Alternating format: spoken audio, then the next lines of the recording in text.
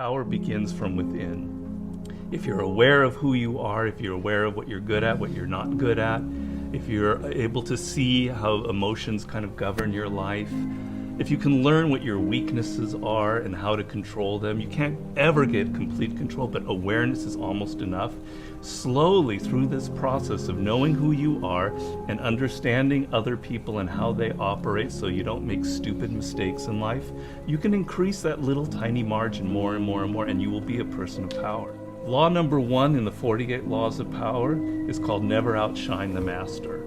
And almost every single person in the world has violated that law, myself included. Basically how it works, you're so eager to impress your boss or whomever in your new job that you try so hard that you make him or her feel insecure. Like maybe you're younger and better than they are. And because of that, you're fired, or something bad happens to you and you never know why. Do you think meditation is allowing you to make more interesting connections because of the quiet? Yes, I mean, I'm not going to go too deeply into this. It's a theory of creativity that's not my own, but that I use a lot in Mastery. And basically the idea is that ideas are generated in the unconscious. They're not generated consciously. Your conscious mind is very limited what you can hold in your memory. Right. But unconsciously, in your subconscious, when you're asleep, when you're dreaming, the mind is filled with thousands upon thousands of ideas and things that are there, that are lingering there. And connections are being made all of the time. And occasionally those connections float up to your conscious mind and you have a brilliant idea about how to do something. 1 out of 10 people are like great manipulators.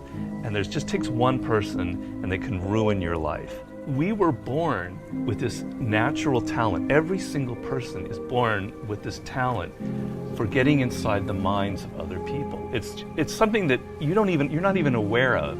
How do they need to conceive of that? To what end are they using that skill to make their own dreams come true? First thing is, you're not aware of this power that you have.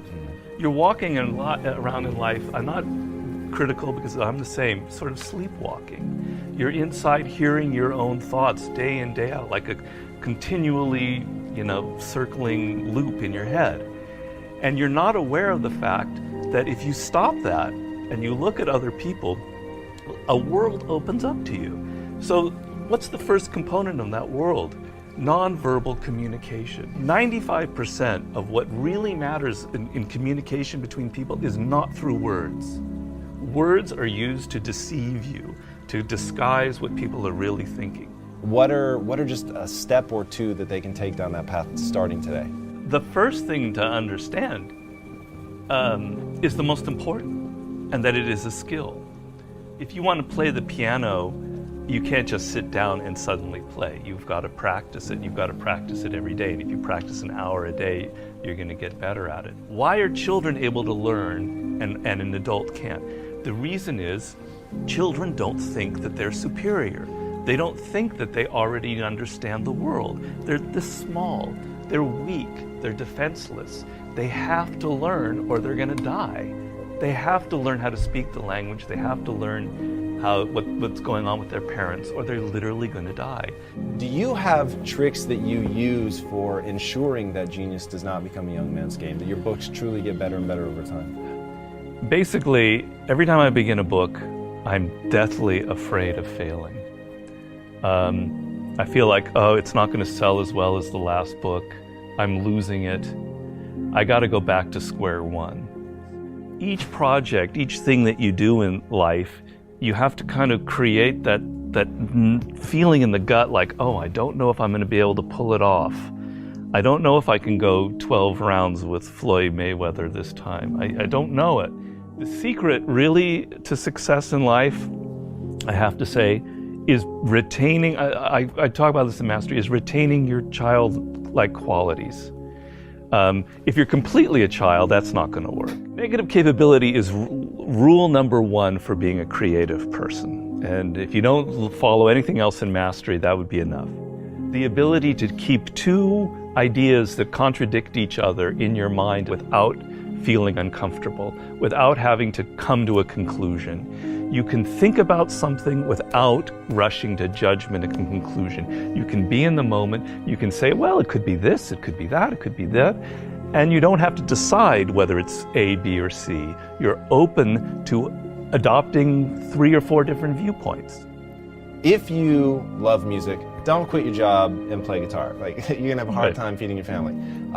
But you have advice for them. What is that advice? Yeah, but people say, live your passion. So these are cliches, and nobody changes their life based on a cliche. You've got to do hard work, and to do hard work, you have to have a roadmap. Somebody has to show you step to get there. Working for yourself, starting your own company, doing what you love should be everybody's goal. The process begins by first knowing what you really love. And believe me, I do a lot of consulting. A lot of people have no self-awareness. They don't even really know what it is that they were meant to do in life. They loved music when they were a kid, but then they got into law or whatever because of their parents, and then they don't know who they are anymore. Well, do I really like music? You got to go through that process first of figuring out what it is that really connects to you in a deep, visceral way, what you loved when you were a kid, what still excites you. Once you go through that and you understand it and you've got some clarity about it, okay, how do I incorporate that in my life? So if you're 23 years old, it's a little easier. I love music, but I'm not a musician because I've not been practicing. I just love music. But I have a real good sense of business. I've been studying business and I have an MBA, etc. Okay, I've got to now find a way to craft a career that combines my knowledge of business and my love of music. And if I follow that and I do it smart and I plan it out, eventually what starts out with more business than music will end up becoming more creative as I get better and better at it. How do you prepare somebody to survive that initial stage of boredom and pain? Well, pain is great. You've got to embrace pain. Pain is pleasure. You've got to make the connection between the physical and the mental. Well, you know that when you're exercising, when you're running or you're working out or whatever, it hurts, but it leads to something pleasurable. You have to be able to translate that to mental things. And if you make that switch in your mind, it is mind-blowing what can happen to you. Who are the most messed up people in the world? Spoiled kids. Kids who are given everything, who have a rich father or mother and they don't have to work or try. They are the most messed up people you'll ever meet. Each person, I make this point in Mastery, is born unique. And it's kind of one of those cliches. Yeah. But there's science to it. The science is your DNA will never be repeated. The way your brain is wired will never be repeated. Your experiences in life, you're one of a kind. And it's an amazing thought if you think about it. Of all of the billions of humans that have lived and will ever live, there will never be anybody who is wired like you are wired. And the problem in life is as you get older, you can become more and more like other people. You spend a lot of your time thinking about what other people like, and you're not aware of what you like. You go into careers because you listen to other people. If you look at all of the brilliant people who've succeeded in life, if you look at a Steve Jobs, you look at an Elon Musk, etc., there's nobody else out there like them. You're never going to be able to pinpoint one other person like them. They are completely unique, and those are the people that end up having power in the world. So if you're going to be able to create that website, that blog, that whatever it is, that startup that is different, that has its own niche and reflects you, something good will happen from it. Control people's perceptions of reality and you control them. It's a great military strategy. Comes from the great Colonel Boyd, who invented what's known as the OODA loop. And he came up with the OODA loop, which means orientation, observation, decision, action. You have to observe what is happening, orient yourself into the context of it, decide what you need to do, and act. We want to believe that there are shortcuts to success. We want to believe we can take a drug or we can do something that'll make it quick and easy. But the truth is, it takes grit. It takes persistence. So it's hard to understand what could happen to you in 10 years in a visceral gut way of what it means to have failed in life. And to me, failure in life is not having money. It's not realizing your potential. You're 60 years old and you said, I could have been this, and I never did it. That's like the worst thought I think anybody can have.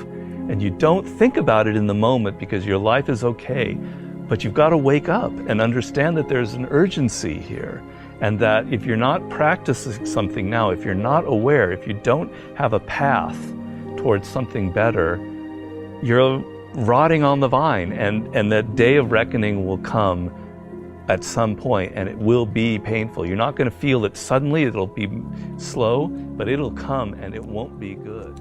Just being aware that you now have a plan is enough to lift you out of that depression.